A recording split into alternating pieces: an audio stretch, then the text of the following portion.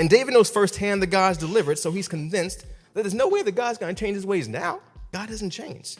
So King Saul obliges. And all he says at first is, all right, cool. The Lord be with you.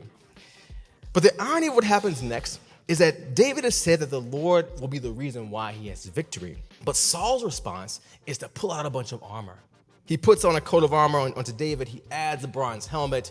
He throws on a hefty sword. And before you know it, David is fumbling and stumbling around with armor that probably weighs more than he does. And there's a lesson in this, because when we're entering into battles in life, it is so tempting to use the tools that the world tells us will get the job done. But as 2 Corinthians chapter 10 reminds us, the weapons of our warfare are not carnal, they're not worldly, but mighty through God to the pulling down of strongholds, casting down imaginations and every high thing that exalts itself against God. The weapons we use are different than the world's. They're different than Goliath's. They are powerful enough to slay giants like Goliath.